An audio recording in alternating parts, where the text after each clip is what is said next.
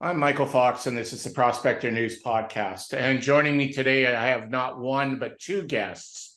I have Chief Roy Jones, the Grand Chief of the Haida Nation, and Brian Mountain, who's Dene Cree, and they are the principals of a First Nations-owned resource company called Mazini Energy. Welcome, gentlemen.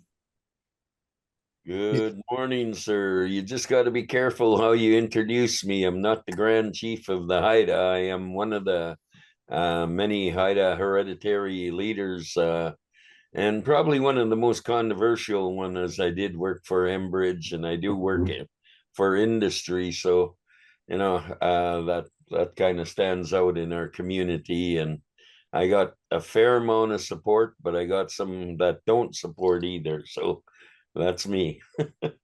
Yes, and my name's Brian Mountain, and I have a whole career in oil and gas and business development and working First Nations in Alberta. I guess my most recent start-stop success was we put together a group that pursued the 12.5% equity stake on the Canadian side for the KXL pipeline.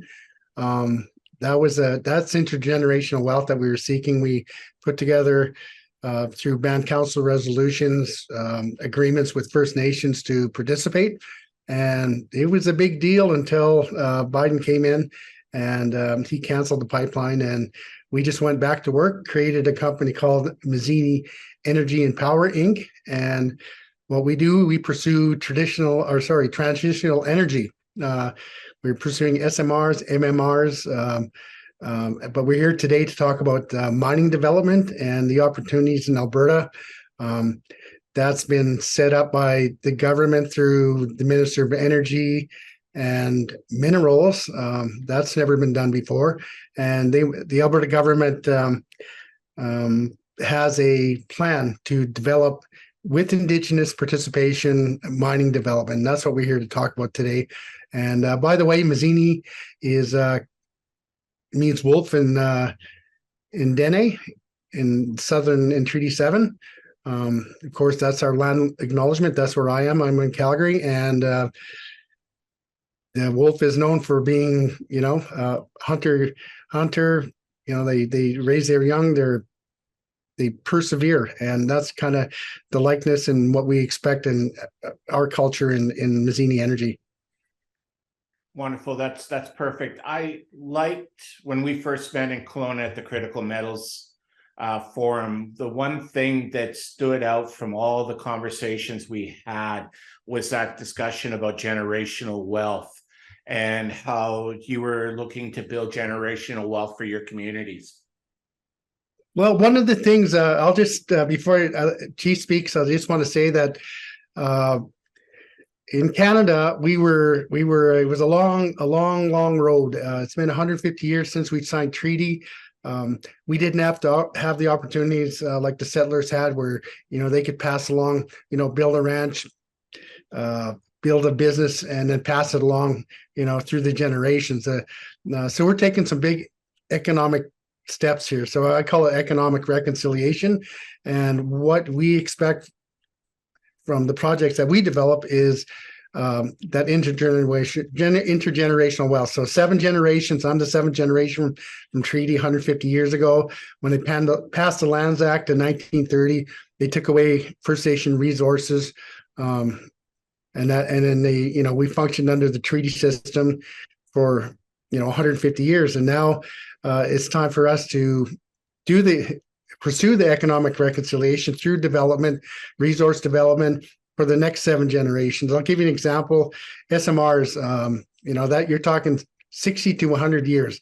It'll outlive us all. So that's why we're pursuing it, to give the First Nations the opportunity to create the wealth, to create the systems that they have to put together to make their community sustainable. There's 600 and some odd First Nations in Canada, and 80% of them are remote communities, and that's what we care about. We care about developing. We can't wait for the government; they'll fail.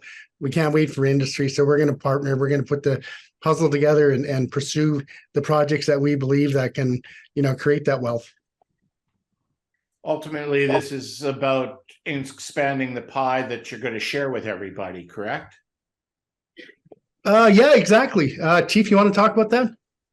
One of the things that we have to do as a corporation too. Well, first off, I want to clarify one thing. Then Brian fails to take the acronym, put it in words. But SMRs are small modular reactors, which are nuclear, and the MMRs are nuclear micro nuclear reactors, which would be used for industry and stuff like that. And just for a little further information on it, the SMRs have been basically being used since 1954 when they're first put in a submarine, and 1958 they put them into ships, and uh, 64 years ago they put one in McMaster's University, and it's still working there, which I had the opportunity to visit. It was quite an experience. But when we talk about building relationships with our community, that's a big challenge right now, because um, Enbridge came into a lot of my experience fell on the Enbridge plate because I went to work for them for 19 months, and you know, very challenging position to take with our people, because they totally got against oil and gas. They didn't want any oil on the BC coast and stuff like that.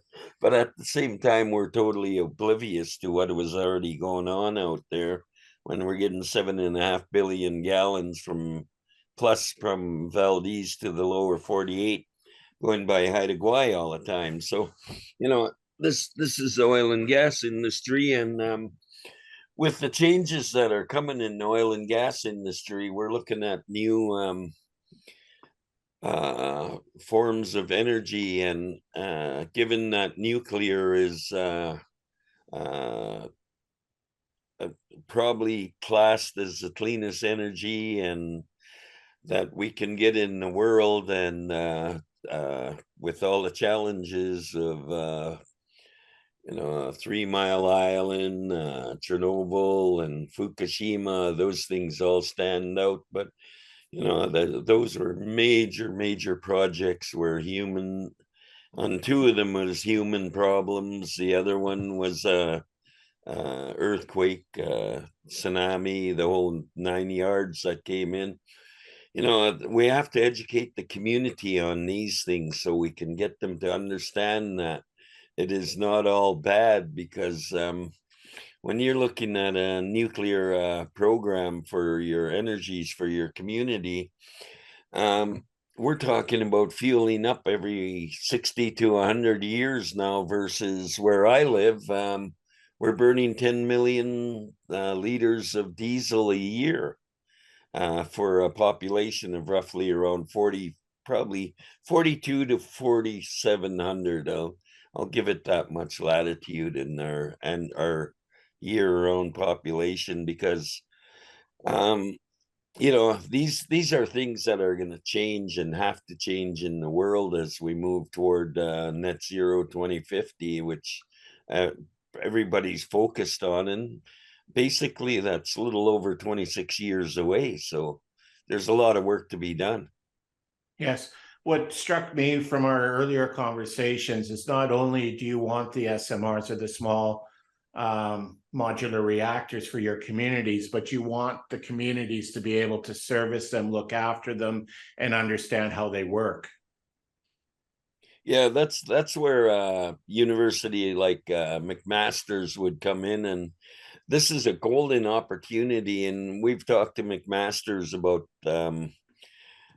scholarships, and for First Nations to put a scholarship program together where we can get our First Nations people involved in their program. But what's really nice about McMaster's is they've already got a nuclear reactor that's been working for 64 years. And when we look back at that 64 years, they put it to sleep every night, wake it up every morning, put it to work. And the beauty of it is they're doing a lot of nuclear medicine when we're in McMaster's, we had the greatest opportunity because we watched them put a container down in the nuclear reactor, charge the isotopes in it, and then package them up and send them off to a hospital in Germany. So, Canada's really looking after the world, and in Ontario, they're one of the world leaders in nuclear power today. And Canada's regulations are probably the best in the world. And, hopefully I'd say above and beyond what the world standard is, because I know that standard's very, very high.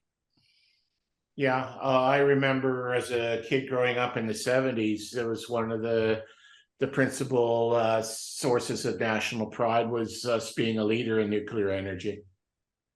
Yeah, we still hold that title in Ontario, which is great. And, we're seeing more interest in Canada as Saskatchewan, which is a provider of the nuclear uranium for the nuclear reactors, is expanding on its nuclear program. Alberta's moved into the arena. Ontario's been there a long time, and New Brunswick now. So, with the 4 provinces in BC looking at it, I imagine the rest of the provinces throughout Canada are starting to pay attention and say, what are you guys doing? Is it safe?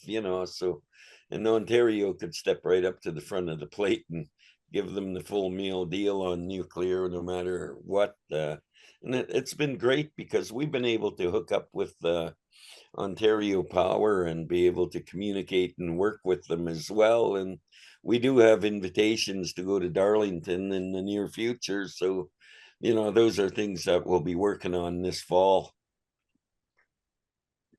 Yeah, perfect. And one of the things, pardon me, one of the things that Chief was able to in that trip to McMaster's, he connected with a nuclear scientist that is coming onto our team, and we're gonna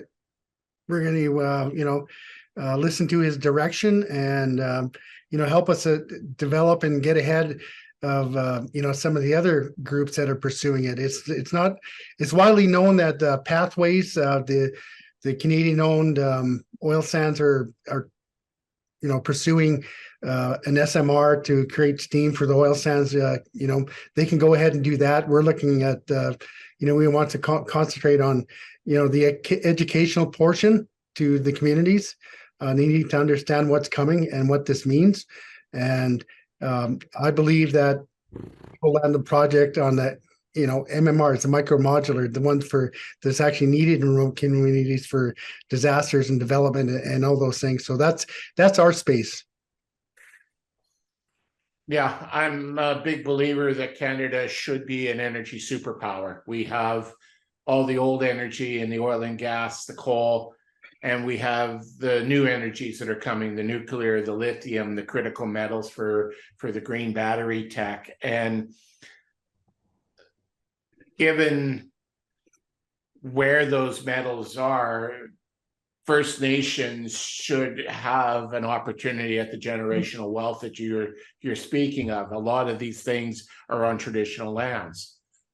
So one of the things in the mandate letter, keep on going back to that because that's essentially our marching orders. It puts government to task. I think in the past, why didn't anyone see this coming 20 years ago?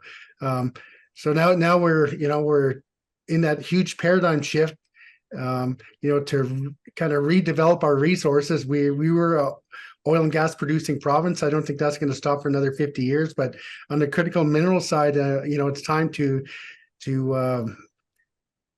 search out opportunities, to develop mines. And the government says, the provincial government, our leaders are telling us that, they're there to develop strategies and, incentivize investment. And that means First Nation investment. And that's the challenge. That's the biggest challenge in anything that we've seen, especially, walking the street to Calgary and having all our meetings for the last multiple years. It's always about investment. And I think, through this new approach that provincial government is doing, I think we're going to achieve that, but they're not exactly lining up at the door. So we beat on that drum every day, to bring groups together. And, I think it looks favorable in the future. Absolutely.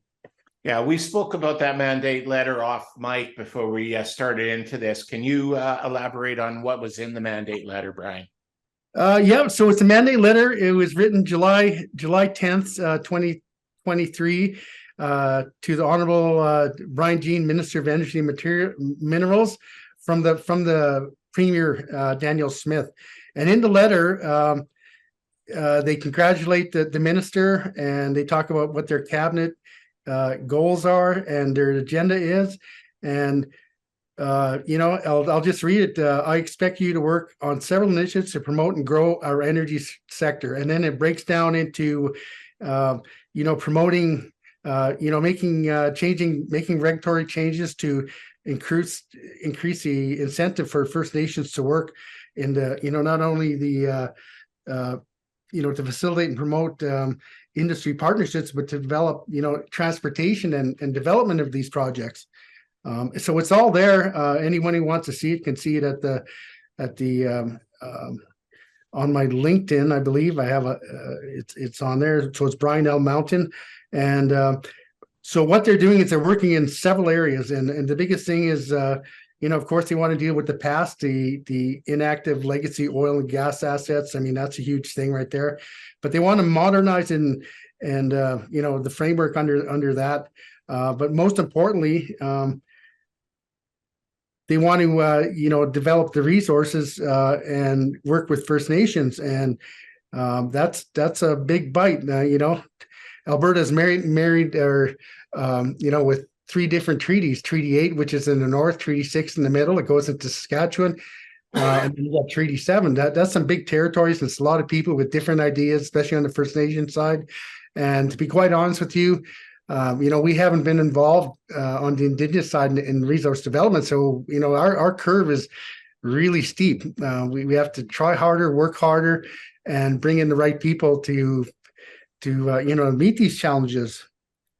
Yeah, you were telling me you had a meeting with the Alberta Energy Regulator last week, and it didn't go particularly well, did it? Well, okay, let me talk about that. So it was kind of like a last minute thing. They had the AER decided that they need to communicate, and a lot of parties there. I counted 45 different attendees, and I think the AER had a staff like 12 people. They presented kind of an introduction, kind of an overview. It was kind of like a 101 presentation. The people that were there were First Nation representatives that feel that they're not even part of the process. So like they're gatekeepers for their community, and they talked about sovereignty. They talked about being left out. They talked about why are you engaging with us? We're not engaging with you. This is just I've heard this for the last 40 years. My whole life I've heard these people talk. From my point of view, we're developers. We'd like to bring them in and educate them because they're our own people. It's not the AER's place to, they've been around for 100 years, by the way, the AER and the geological people that are there. So they presented their maps and that sort of thing. But what I saw was a real disconnect in engagement. I mean, there was government people there. There was, new people representing AER, Indigenous liaison. Where was that person? That person should have been embedded in that group, from day one.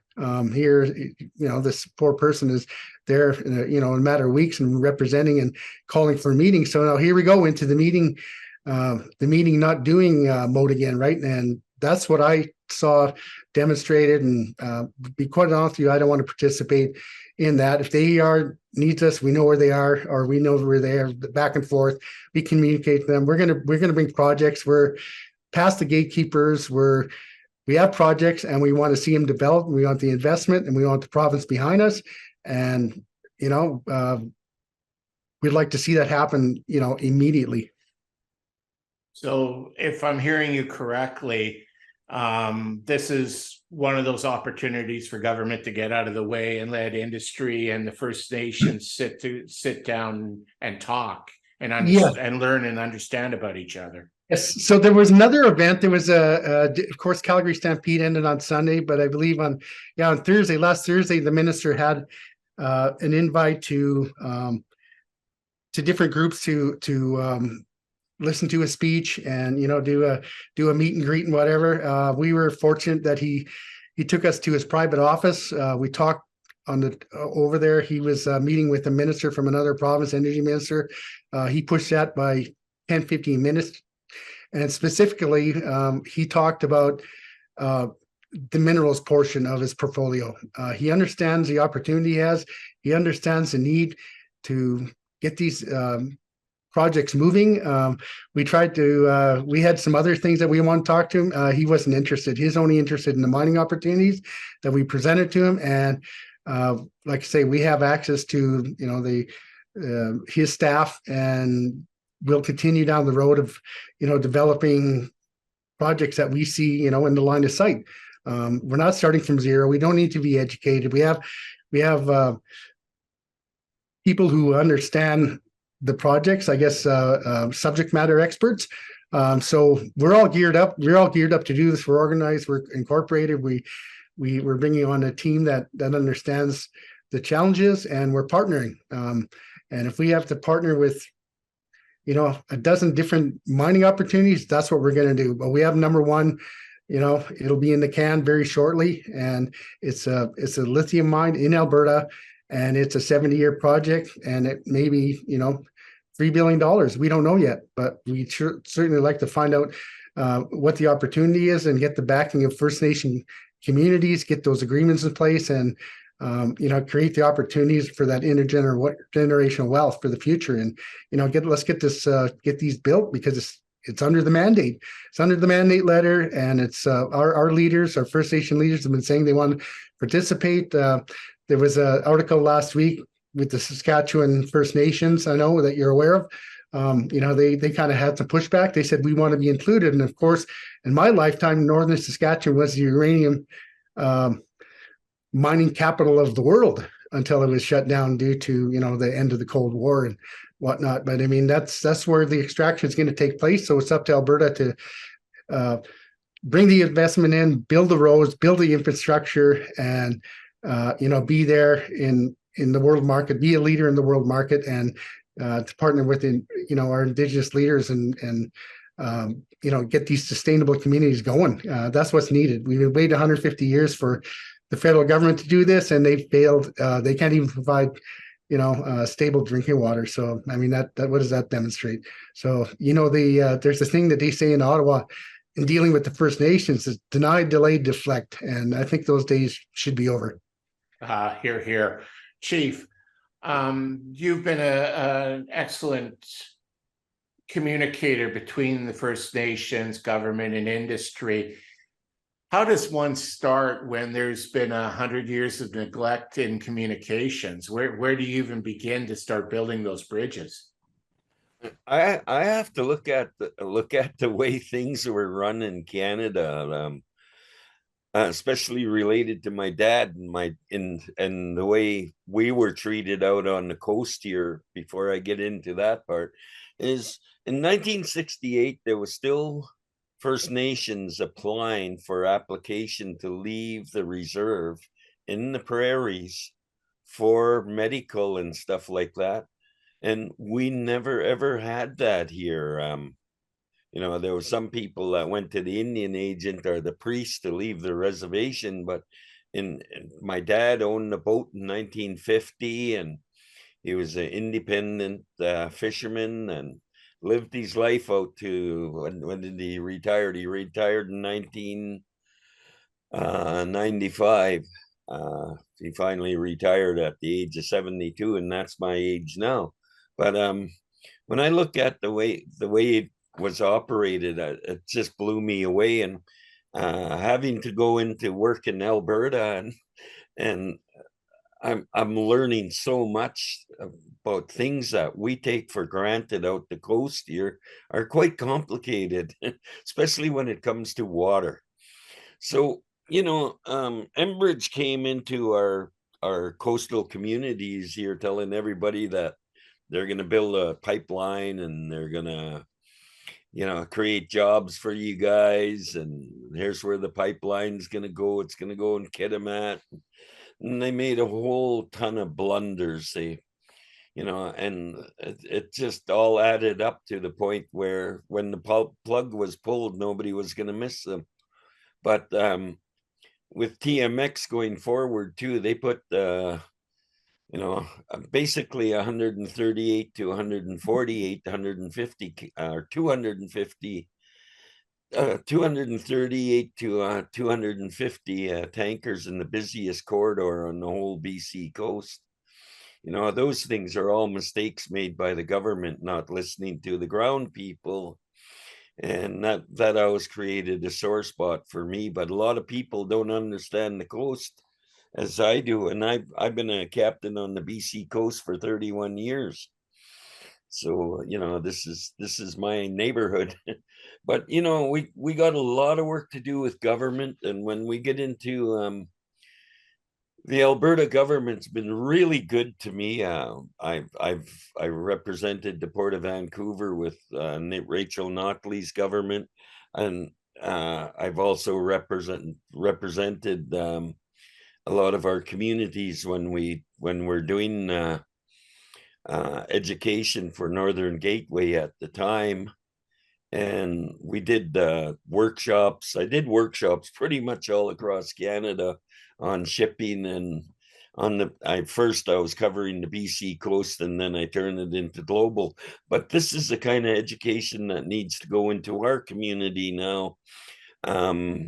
With all that said and done around the nuclear stuff, relationships in mining, we've got mines on Haida here that nobody wants to mine here because it's going to scratch the earth and hurt the earth. Well, someplace along the line, we need an economy, and things are changing for us on Haida too. And this afternoon, they're having a big meeting about handing governance of Haida over to the Haida Nation. We weren't ready for that yet, I can tell you. But those are the things that are going on today. So there's a lot of work to do, a lot of educating in our community. The beauty about the Alberta government, they got an open door policy. We've got access to Rick Wilson. We got access to a lot of ministers that are in mining and industry and transportation industries. Once again, we even have a minister called Transportation Corridors, and what does that mean? Let's to get our resources to market. We can develop all the projects they want, but if we're landlocked, everyone knows what happened to oil and gas. Let's not let that happen to minerals. You have a minister, Dresden, who, his role is to develop relationships and, potentially get a corridor, not a mile wide. We're talking, fairly substantial, where you could fit in rail, you could fit in utilities, pipelines, you name it, to a port in James Bay. So you have an agreement that exists right now with the Alberta government, the Saskatchewan government, the Manitoba government. And we're not going to Ontario. We're not going to Quebec to ask permission. We're just going to ahead and do that because it's a nation building effort. And it's much needed, and it should have been done. I think our leaders in the past have failed us. I don't know what they were doing, but, and now our generation has to take the baton and kind of move it forward. Otherwise, all this immigration that we're having right now, and we already know that First Nations are, we have about 6% of the land through treaty and reservations, and we're about 5.5 to 6% of the population. It's a growing population, and the government needs to be there. There's an agreement signed 150 years ago that they would respect the people and the resources, and the government's doing it, and mindfully, especially in Alberta, and Premier Danielle Smith, she makes sure there's always an Indigenous group or person or advising her, right? I mean, so there's always that. They're not leaving us. We're not out of the room on this one, which is a nice change from the last 150 years, and it's a wonderful spot to be in, to be in this paradigm shift where, Indigenous are being able to participate in these projects. And, that's the goal here. That's the goal here, is to create that legacy, the 7 generations, the intergenerational wealth. And what we do now, 50 years from now, I hope they look back and say, those guys, they did a good job. They did a good job. And, it's a good thing for the people in the future. So we're working for the unborn. Let's just say it. That's who we're working for. And we're pretty passionate about it. Chief is very passionate about it. He understands the history of his community and what needs to be done. I understand, what needs to be done. And I'm just glad to have him on my, to be working with us and, to build a team and to, get these projects moving. The beauty of the position that's given to Minister Jean is continue to facilitate and promote industry and provincial partnerships with Indigenous communities in development and transportation of energy resources. That's definitely putting a new hat at the table, because so many times I've had to go into political rooms and leave my Indigenous hat at the door just to be accepted in that room. Now the tide has changed, and I sat on Christy Clark's Rural Advisory Council for 3.5 years underneath the Liberal government in British Columbia here. That was a world of education for me, and I'm really sad that when John Horgan got in, that was the first thing he eliminated. But there was only 2 of us out of the 14 elected to sit on that council, and that were Indigenous. And when Jerry came in the room, a young lady or an elder lady from Kamloops area came in the room, she said, "I'm not leaving my Indigenous hat at the door. I wear it every minute of the day, and when I'm in these rooms, I wear it most," she said. And we carried ourselves through with that, and it was well accepted. So when you look at the political stuff that we have to go through and all the historic challenges that Brian talked about earlier that we went through, I mean, we're sitting across the table and we're just waiting for them to fill the seats on the other side right now. And that's going to happen real quick. Yeah,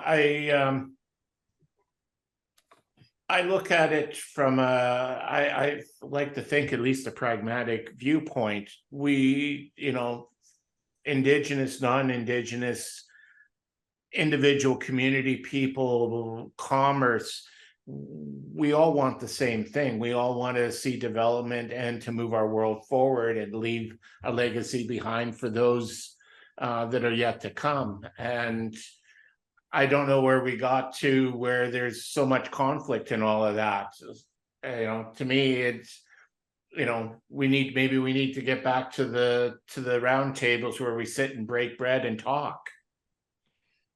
Well, the conflicts came with industry. Even the most supportive industries that we had for communities on Haida here are down to a minimum skeleton of what they are, and even in the fishing industry, it's less. So, one's in survival mode and the other one is sitting on the fence. But we have to look at new industries, new opportunities, and new methods of energizing ourselves to meet the net zero 2050.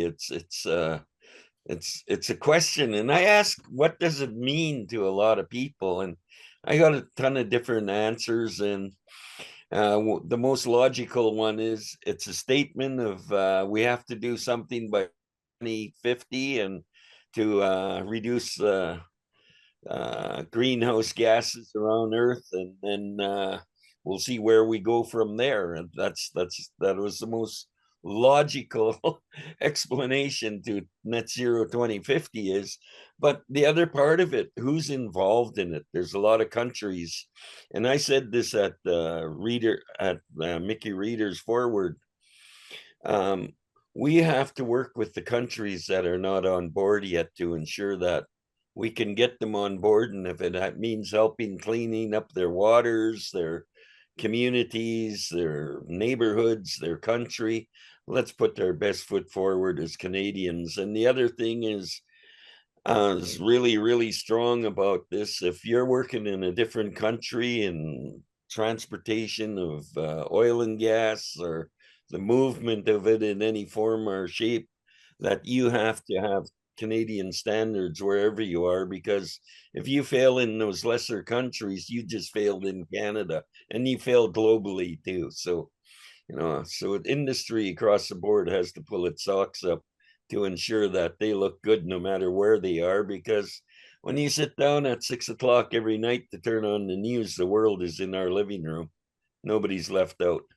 Yep, and just to add to that, one thing you see is that you have this ESG thing. The 6 banks in Canada, they got to check the boxes, make sure their clients are, doing the ESG thing. But most importantly is the Indigenous portion. And like I say, the way it works on First Nation communities, traditional communities, is it's like peeling back an onion, and the core of it is elders and children.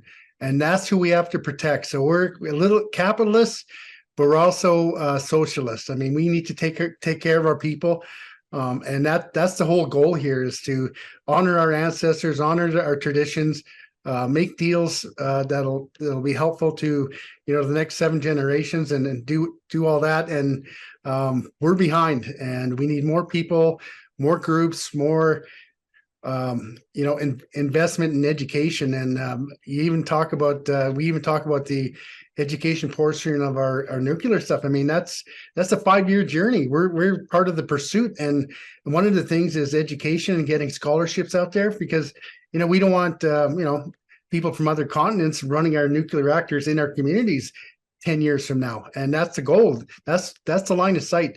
We hear from these other nuclear guys, or the nuclear guys that at least we talk to, and they're saying, yeah, it's going to be 10 years. And so we get that, but we're already behind on the educational portion and reaching out to our communities. So we want to partner with, the big players. There's about 13 of them that haven't met regulatory yet for their projects, and, partner up with them, and, put some investment on the table, and let's get to work. 10 years from now, surprisingly, that's, the people that are going to be working in those plants are in elementary school right now, probably in grade 6. Yeah, and we need to reach out to our Indigenous communities and start preparing for it yesterday. We all understand that, but let's get some commitments, and, get the pursuit funded. That's what I always say to our group. It's like, we're funding the pursuit. It'll lead to a project, but, in that is getting our young people involved. I certainly won't be running a plant, a nuclear plant 10 years from now. That's not my job. I already served my purpose in, the oil and gas and working with First Nations. I've already been there. It's already done. So my job is to prepare, Indigenous industry for what's coming, because if we don't do it, someone else will. And I guarantee that. Yeah, and if you leave it to someone else, it probably won't be a First Nation person doing it. Yeah, I agree. The other thing that I always hear, and it's a phrase that comes from a good friend of mine, Ellis Martin, who also podcasts out of California, works in this sector as well. But he's a big believer. Is, I hear what you're saying, but I also see what you're doing.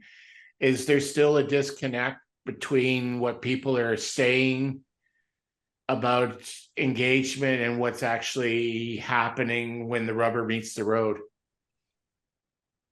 We're talking about maybe 2% of our people in our community have engaged in this interest in the new vocabulary is just starting to come out. Like in the next maybe 4 or 5 years, you're going to start hearing SMRs and MMRs on the radio and on the TV, and people explaining what they are. So the engagement is just starting, and Believe me, one of my past employees is working in our energy department there, and they're pretty quiet about how they're engaging the community, and we're not, as an audience in the room, we're not getting the full meal deal out of our representatives, but at the same time, they're just starting too. So the engagement's going to kick in really heavy duty soon, and I believe that our governments have to be involved. A case in point is you look at some of the big investments. You have the Enbridge tank farm deal with the Mixed 2 Cree and Fort McKay First Nation. That was a $500 million deal. It took them 2 years to do.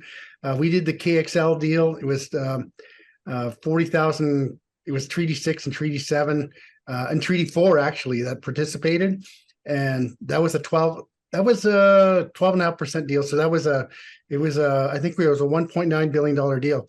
So fast forward on that one failed. Then there was a redirection at the TMX, and we were told that by the government, at least in our group, we were one of 5 groups recognized, and no longer with that group, recognized by the federal government to participate.